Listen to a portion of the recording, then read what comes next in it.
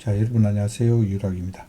빅데이터 기초 실습 12주차 강의가 되겠습니다. 이번 주차에는 데이터 통계 분석 및 예측에 대해서 같이 공부를 하게 됩니다. 그래서 지난 11주차에는 우리가 가상 분석에 대해서 같이 공부를 했습니다. 그래서 가상 분석은 이 엑셀에서 셀 값을 변경해서 수식의 결과에 어떤 영향이 미치는지 확인하는 것을 가상 분석이다 이렇게 말씀을 드렸습니다. 엑셀에서 기본적으로 가상 분석 도구를 3가지 정도로 제공을 하고 있습니다. 11주차 첫 시간에 배웠던 목표값 찾기, 그 다음에 두 번째 시나리오 관리, 그 다음에 마지막 시간에 배웠던 데이터 표에 대해서 같이 공부를 했습니다. 이번 시간에는 우리가 데이터 통계 분석과 예측 중에서 데이터 기술 통계 분석에 대해서 같이 공부를 하도록 하겠습니다. 그래서 이번 시간에 배울 내용은 데이터 기술 통계 분석, 그 다음에 통계 함수들 한번 전에 배웠던 것들도 다시 한번 보도록 하고요. 그 다음에 데이터 분석 도구, 그 다음에 도수 분포표하고 히스토그램에 대해서 같이 공부를 하도록 하겠습니다. 첫 번째, 데이터 기술 통계 분석에 대해서 말씀을 드리도록 하겠습니다. 데이터 기술 통계 분석은 자료를 수집한 자료의 특징과 목적에 따라서 다양한 통계 분석 방법이 존재를 합니다. 그래서 자료를 통계적으로 처리하는 일은 수집해 놓은 자료를 의미가 드러나도록 분석하는 과정. 쉽게 얘기하면 우리가 수집된 데이터가 있잖아요. 수집된 데이터를 의미 있는 정보로 의미 있는 의사결정을 할 수 있는 판단을 할 수 있는 정보로 분석하는 과정을 통계학적으로 처리했을 때 데이터 기술 통계 분석이다 이렇게 이해를 하시면 되겠습니다. 데이터의 목적에 따라서 자료의 특성과 목적에 따라서 다양한 통계 분석 방법이 존재를 하는데 통계학적으로는 크게 기술 통계하고 그 다음에 추리 통계를 이렇게 사용을 합니다. 기술 통계와 추리 통계의 차이점을 보면 기술 통계는 어떤 사상, 그러니까 통계학적으로 보면 사건이라고 얘기도 하고요. 영어로 이벤트라고 합니다. 이 어떤 사상에 대해서 관찰한 것, 그 다음에 측정한 결과를 전체적으로 파악할 수 있도록 요약 기술해주는 통계적 방법을 기술 통계다. 전체적으로 파악하는 것.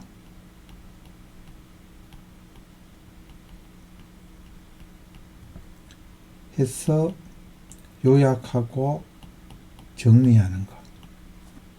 요약, 정리, 기술을 해주는 통계적 방법이다. 통계적 방법을 기술 통계다 이렇게 말씀을 드릴 수가 있고요. 이 기술 통계는 하나의 주어진 집단을 기술하고 요약하는 데 관심이 많이 있습니다. 그래서 집단에서 얻어진 결과를 다른 어떤 집단의 특성을 추정하는 데 관심은 없습니다. 통계적 분석의 주요 관심은 한 개체에 대한 측정치가 아니라 이 집단의 전체 특성을 요약하고 기술해 주는데 그 의의가 있다 이렇게 이해를 하시면 되겠습니다. 반면에 추리 통계를 보면 이 추리 통계는 표본에서 얻은 그 어떤 특성의 통계치를 기초로 해서 표본에 대해서 오차를 고려하면서 모집단에 대한 모수치를 확률적으로 추정하는 통계적 방법입니다. 표본 집단에서 얻어진 통계치를 통해서 모집단의 특성을 파악을 하게 됩니다. 그래서 추리 통계는 표본에서 얻어진 통계치를 기초로 해서 표집에 따른 오차를 고려하면서 전체 모수치를 확률적으로 추정하는 통계적 방법이다. 이렇게 정의하면 되겠습니다. 그래서 표본의 자료를 토대로 해서 가설을 검증을 하게 됩니다.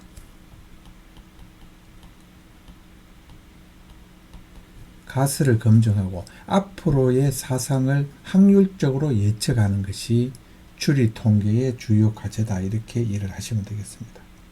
그래서 뭐 쉽게 정리를 하면 수집한 자료를 단순히 요약 정리한다.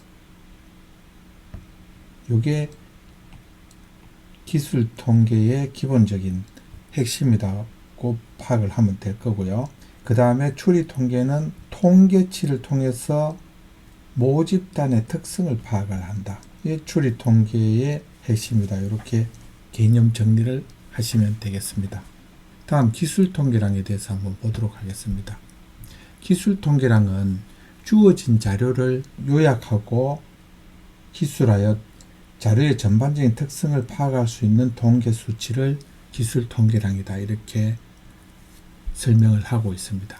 그래서 단일 변수에 대해서 평균, 주황값, 최빈값, 그 다음에 범위, 분산, 표준 편차, 최대값, 최소값, 그 다음에 외도, 첨도, 이런 것들에 대해서 분포 형태를 추측을 할 수가 있습니다.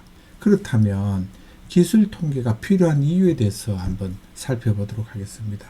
첫 번째, 전체의 전반적인 속성을 정확하게 파악하는 것은 기술 통계가 필요한 이유는 전체의 전반적인 속성을 정확하게 파악한다.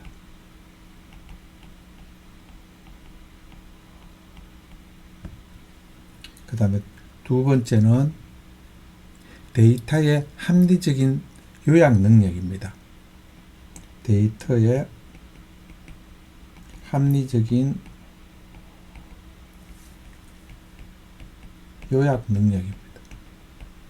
그래서 합리적인 요약 능력은 매우 간단한 통계량으로 이 엄청난 예를 들면 빅데이터가 갖는 속성을 합리적인 방법으로 간단하게 요약을 한다. 이렇게 일을 하시면 되겠습니다.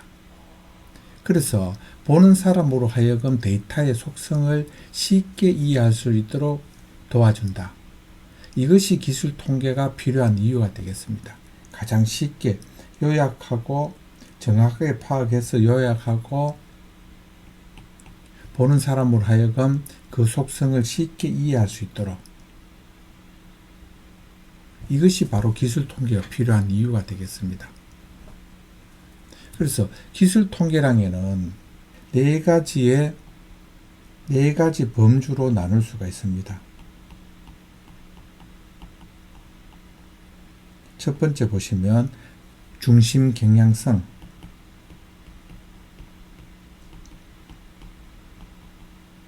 두 번째 산포도,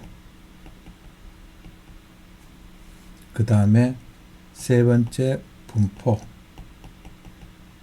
네 번째 백분위수. 중심 경향성을 보시면 이 말 그대로 평균이라든지 중위수라든지 그 다음에 최빈값, 가장 많이 나오는 값이죠. 이런 것들을 구하는 겁니다. 가장 기본적인 게 평균이죠. 평균. 예를 들어서 수식으로 나타내면 M 평균이죠. 시그마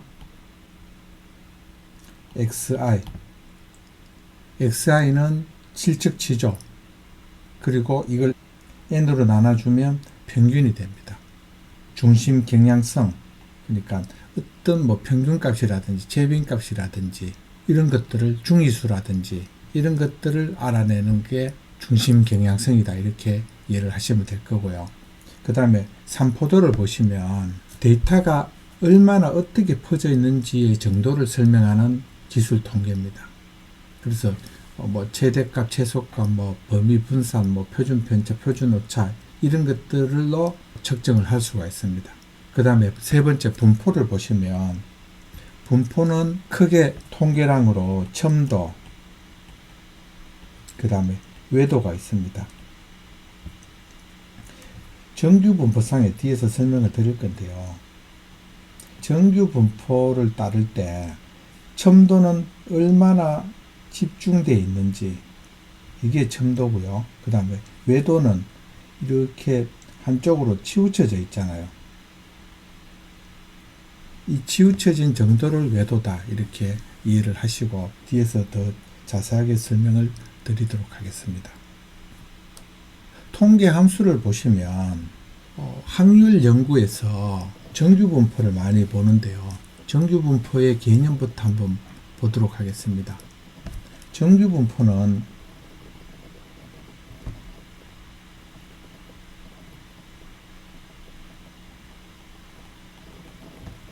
좌우측 대칭되는 게 정규분포다. 쉽게 이렇게 이해를 하시면 되겠습니다. 평균을 중심으로, 이게 평균이잖아요. 이 평균을 중심으로 좌우측으로 종 모양으로 대칭되게 생긴 부분을 정규분포다. 이렇게 이해를 하시면 되겠습니다. 그래서 정규분포의 특성은 다음과 같습니다. 좌우가 대칭인 분포. 그래서 이 부분과 이 부분의 대칭이 되죠. 그 다음에 첨도가 0인 성향. 그래서 첨도가 0이라면 기본적으로 정규분포는 첨도가 0입니다. 첨도가 0보다 크면 정규분포보다 긴 꼬리를 갖게 됩니다. 반면에 0보다 작을 경우에는 완만한 모양. 그러니까 0보다 크면 이런 분포를 가지죠. 그 다음에 0보다 작게 되면 어떻게 됩니까? 이렇게 되겠죠. 그래서 요게 이제 첨도의 개념이고요. 그 다음에 요렇게 이제 그 정규분포의 특징을 볼 수 있습니다. 그래서 첨도가 0인 성향을 갖는 게 정규분포다. 그 다음에 평균은 0이 됩니다. 0. 그 다음에 표준 편차는 1이 되고요. 그 다음에 뭐 Z값 이런 것들이 있는데 이거는 뭐 특별히 그 나중에 언급할 부분이 있으면은 R에서 한번 언급을 하도록 하고요. 13주차, 14주차 언급을 하고 지금은 그냥 넘어가도록 하겠습니다. 이렇게 이제 정규분포를 알아봤고요. 그 다음에 첨도는 방금 말씀드렸다시피 최빈치, 그러니까 이 최빈치를 중심으로 이 완만함과 뾰족함을 나타내는 수치가 첨도다. 뾰족하면 뾰족할수록 첨도가 0보다 크고 그 다음에 완만하면 완만할수록 0보다 작다. 이렇게 이해를 하시면 되겠습니다. 그 다음 외도는 뭐냐면은 외도가 0이라면 정규분포입니다. 외도 값이 예를 들면은 이렇게 기울어져 있거나 아니면 이렇게 분포를 타거나 이렇게 이제 기울어진 정도를 외도다. 이렇게 개념 정리를 하시면 되겠습니다. 여기서 기술 통계량을 보시면 평균 전체 자료의 값을 모두 더한 후에 그 자료의 수로 나눈 값이다. 예를 들어서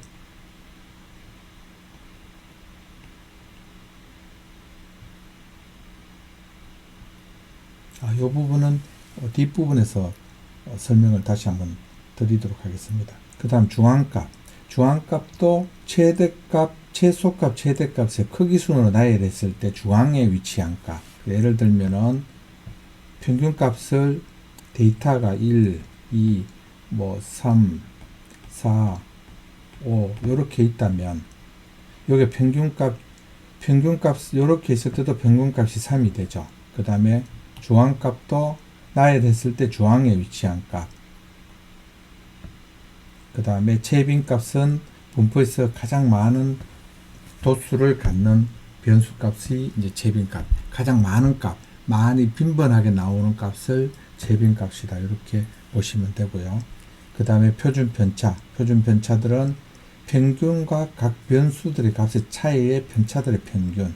우리가 개념 정리를 지난주에 했었고요. 그 다음에 분산. 편차를 제곱해서 모두 더한 후에 자료의 총개수로 나눈 값. 표준편차의 제곱이죠. 그 다음에 첨도. 데이터의 뾰족한 정도. 그 다음에 외도는 데이터의 기울어진 정도. 그래서 평균에 대한 분포의 비대칭 정도. 양수이면 분포가 비대칭 꼬리가 양의 값으로, 음수이면 음의 값으로 치우쳐진다. 그러니까 양수이면 이렇게 치우쳐지죠. 음수이면 이렇게 치우쳐지고. 외도의 개념을 그렇게 정리를 하면 되겠습니다. 그래서 함수로 보시면 수식에서 함수 더보기 통계 클릭하면 이렇게 이제 뭐 기술 통계량에 대한 전체적으로 보실 수가 있습니다. 평균은 함수로서 많이 해봤죠. 그 다음에 중앙값은 메디안, 그 다음에 최빈값은 모드 함수, 요거는 싱글이라는 개념이 됩니다. 뭐 더블도 나중에 있는데 기회가 되면 설명을 드리도록 할 거고요. 표준 편차. 표준 편차는 스탠다드 디비에이션입니다. 그래서 요게 S가 붙는 거는 표본이죠, 표본. 표본의 표준 편차. 그 다음에 베리언스, 분산. 표본의 분산. 그 다음에 첨도는 크르트시스, KURT로 쓰고요. 외도는 스큐니스, SKEW 이렇게 씁니다. 그 다음에 최소값은 미니멈, 그 다음에 최대값은 맥시멈, 이렇게 이제 함수를 쓰시면 되겠습니다. 그래서 우리가 사용했던 함수들도 있고 한 번도 사용해보지 않은 함수들도 있습니다. 우선 데이터 분석 도구를 사용하기 위해서는 분석 도구 활성화를 해야 됩니다. 그래서 파일에서 옵션, 맨 밑에 옵션이죠. 옵션을 클릭을 해서 하고 엑셀 옵션 하면 추가 기능, 그 다음에 엑셀 추가 기능, 선택, 이동, 그 다음에 분석 도구 확인을 눌러주면 되겠습니다. 엑셀에서 한번 보도록 할까요? 여기에서 파일을 선택을 하고 그 다음에 옵션 선택하고 옵션이 나왔으면 추가 기능 클릭하고 여기에 엑셀 추가 기능 이동 클릭하면 여기에 분석 도구가 있죠. 우리가 해찾기 지난 주차에 해찾기 추가 기능을 선택을 했었고요. 그 다음에 분석 도구 확인 키를 눌러주면 데이터에 여기에 분석 그룹의 데이터 분석이라고 이렇게 떴습니다. 그래서 추가 기능을 통해서 지난 주차에 이제 해찾기를 한번 추가를 해봤고요. 오늘은 데이터 분석 추가 기능을 추가를 한번 해봤습니다. 그래서 분석 도구를 이용을 하려면 데이터 탭에 데이터 분석, 방금 사용하도록 만들어준 데이터 분석을 클릭하고 그 다음에 통계 데이터 분석을 실행을 하고 기술 통계법 선택 후에 확인 키를 눌러주면 되겠습니다. 그래서 데이터 분석을 클릭해주고 기술 통계법 확인 이렇게 클릭을 해주면 되겠습니다. 그리고 이렇게 여기에 입력 범위 설정, 그 다음에 첫째 행 이름표 사용을 체크를 하시면 되고 그 다음에 출력 범위에서 요약 통계량을 체크를 하고 출력 범위 설정하고 요약 통계량 체크하고 확인 키를 눌러주면 요 데이터에서 이렇게 요약 통계량이 표시가 되는 걸 보실 수가 있습니다. 엑셀에서 한번 실습을 통해서 한번 해보도록 하겠습니다. 지금 여기에 이제 정해져 있는데 여기 데이터가 있잖아요. B열의 데이터가 있는데 요 B열의 데이터를 가지고 요약 통계량을 한번 구해 보도록 하겠습니다. 여기서 데이터 분석 기술 통계법 클릭하고 확인 키 누르고요. 입력 범위는 여기가 되죠. 컨트롤 시프트 화살표 밑으로 하면 요 100개의 데이터가 선택이 되어집니다. 그래서 이렇게 입력 범위를 추가를 하시고요. 그 다음에 여기에 첫째 행 이름표를 사용을 해야 되고요. 그 다음에 출력 범위 클릭하시고 출력 범위를 여기다 한번 해볼까요?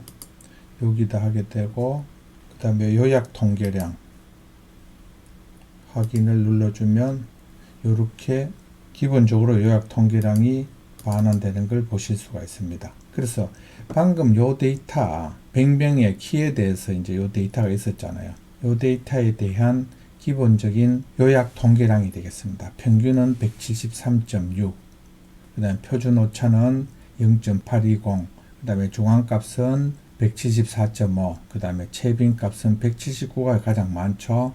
그 다음에 표준 편차는 8.20, 그 다음에 분산은 67, 첨도는 0.72, 그 다음에 외도는 0.24. 요 첨도가 마이너스 0.7이니까 첨도는 밑으로 약간 퍼져 있다 이렇게 이해를 하시면 되고, 외도도 왼쪽으로 약간 기울어졌다 이렇게 이해를 하시면 됩니다. 그 다음에 범위는 36, 그러니까 전체 범위가 36이죠. 그래서 최소값과 최대값의 차이가 범위잖아요. 그래서 이게 이제 36으로 나오고, 최대값은 189, 그 다음에 최소값은 153, 그 다음에 합계는 17,360, 그 다음에 관측수는 100명이죠. 이렇게 나타날 수가 있습니다. 이렇게 해서 이제 기초 통계량을 체크를 한번 해봤고요. 그 다음 도수 분포표를 한번 보도록 하겠습니다.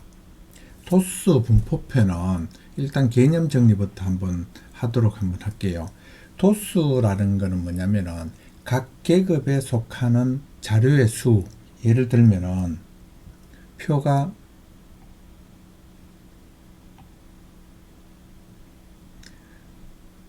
예를 들어서 몸무게다, 그 다음에 학생 수다. 학교 다닐 때 우리가 몸무게 많이 재잖아요. 그래서 뭐 초등학교 같은 경우에 35에서 구간을 이렇게 정하잖아요. 40 미만.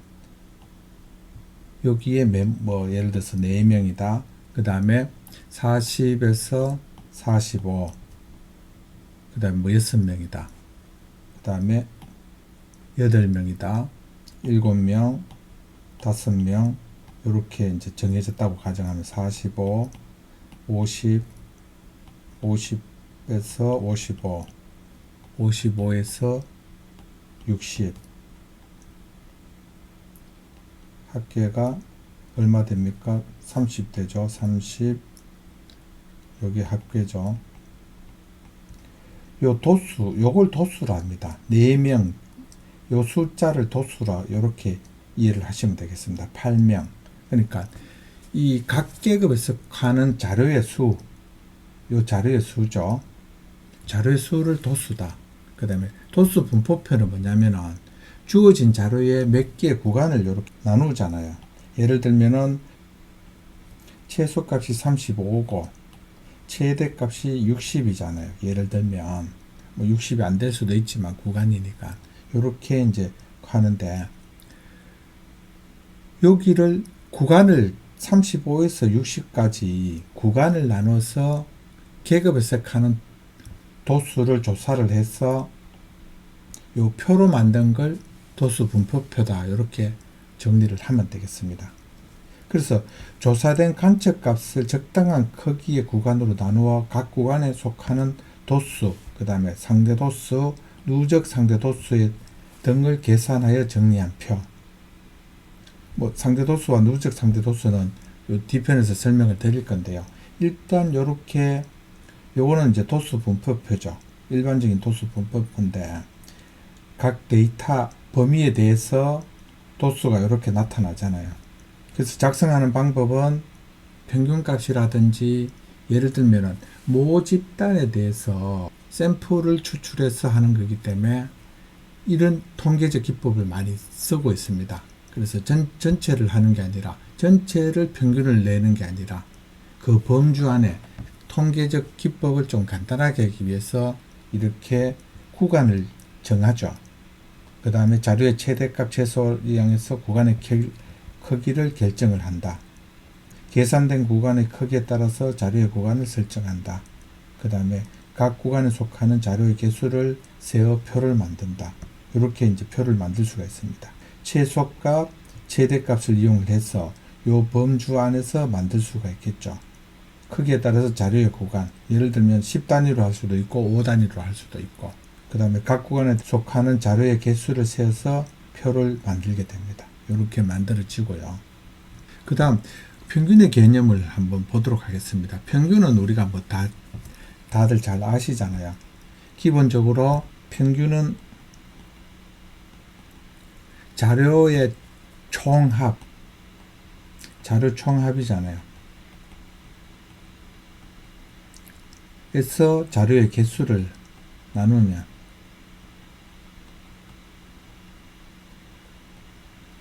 요게 평균이죠. 근데 도수 분포표의 평균,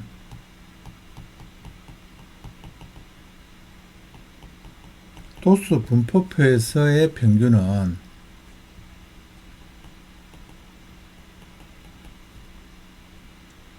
계급값 곱하기 도수의 합 나누기 총도수가 되죠. 여기에 계급값은 35에서 40이니까 35에서 40이잖아요. 35에서 40이니까 40으로 잡아줍니다. 여기에는 45로 잡아주고요.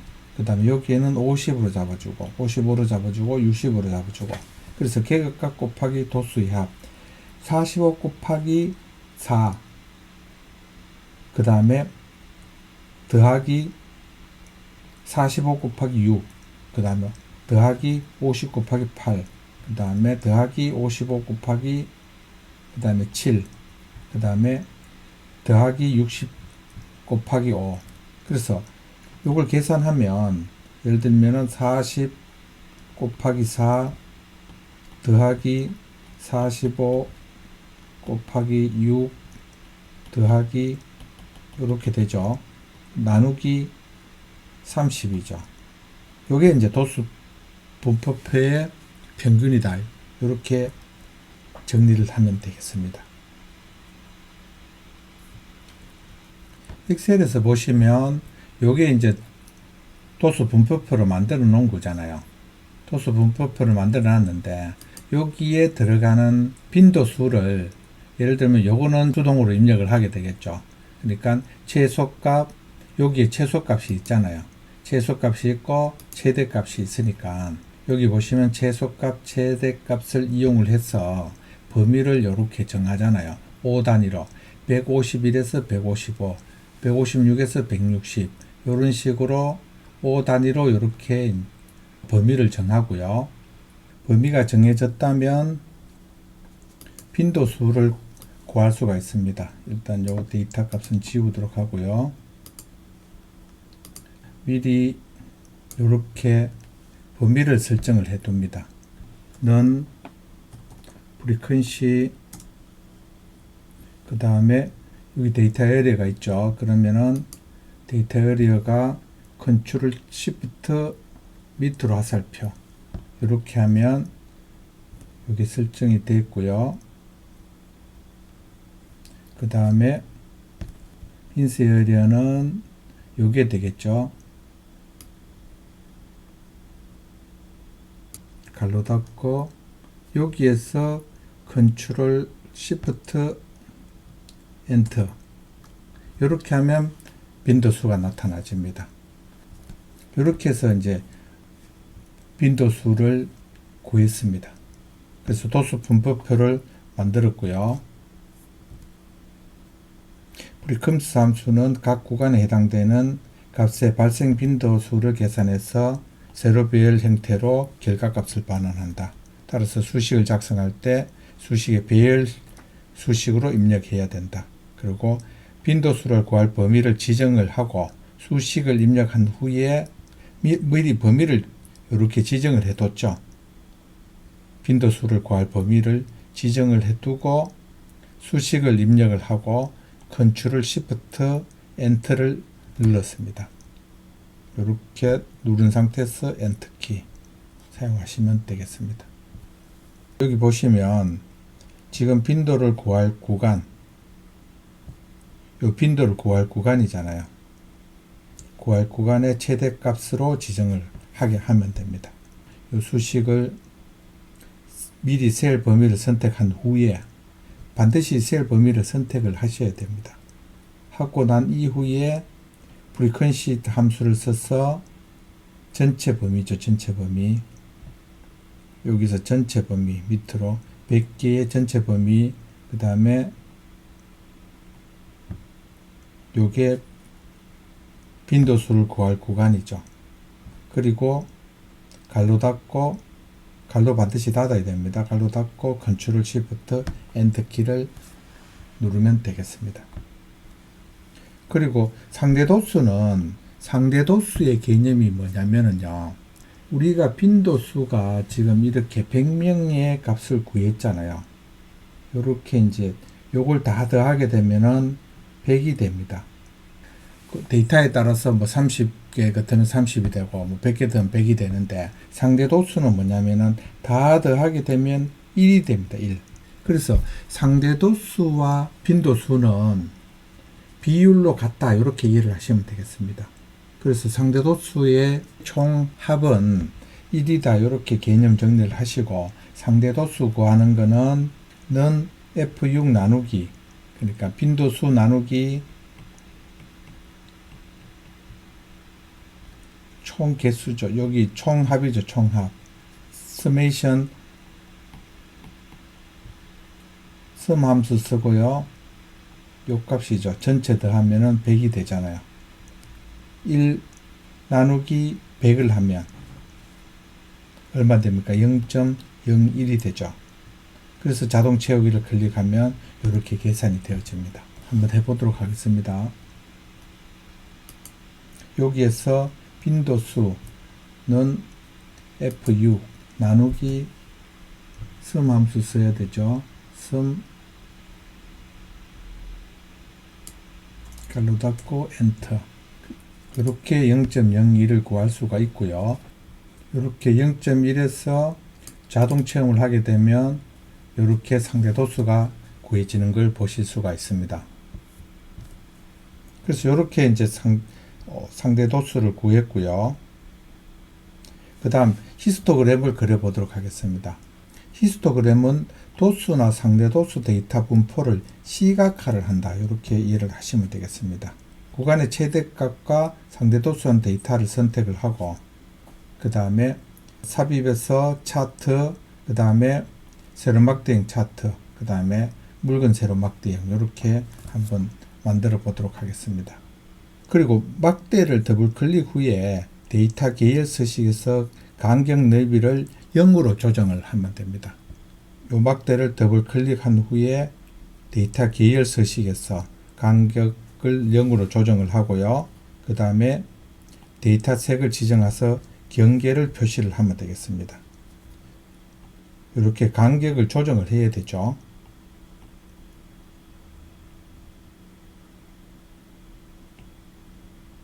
이런 식으로 조정을 할 수가 있습니다. 기본적으로 히스토그램은 여기에 선 떨어져 있으면 안 되잖아요. 여기 벌어져 있으면 안 되니까 이렇게 이제 간격을 조정한다, 이렇게 이해를 하시면 되겠습니다. 그리고 차트를 클릭해서 플러스 버튼에서 데이터 랩의 요소를 추가를 하고, 그 다음에 데이터 랩을 선택한 후에 데이터 랩을 서식에서 표시 형식을 몇 분율로 지정을 하죠. 표시 형식.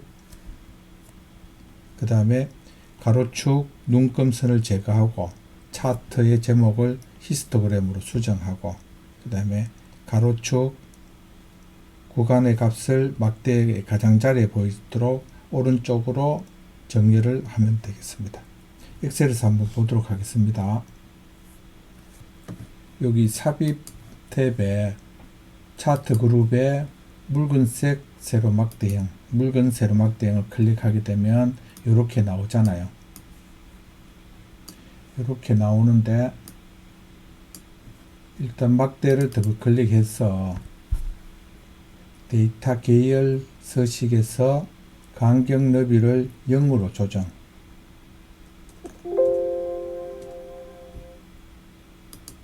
그 다음 채우기에서 테두리를 이렇게 지정을 해 두고요. 차트를 클릭을 해서 플러스 버튼에서 그 다음에 데이터 랩을 클릭을 하고요. 여기서 나오면 기타 옵션에 표시 형식을 100분율로 지정을 해 둡니다. 그리고 X를 누르고 나오면 이렇게 이제 몇 분율로 이렇게 되어 있죠. 그리고 요거를 차트 제목을 예를 들면 뭐 히스토그램으로 변경을 해주면 되겠습니다. 이렇게 해서 이제 히스토그램까지 만들어 봤고요. 오늘은 기술 통계 분석에 대해서 같이 알아봤습니다. 그 다음에 통계 함수, 그 다음에 데이터 분석 도구, 그 다음에 마지막으로 도수 분표포하고 거기에 따른 히스토그램을 같이 만들어 봤습니다. 오늘은 여기서 이렇게 마치고요. 다음 시간에는 통계 분석을 위한 데이터 예측에 대해서 공부를 하도록 하겠습니다. 오늘 여기서 마치도록 하겠습니다. 수고하셨습니다.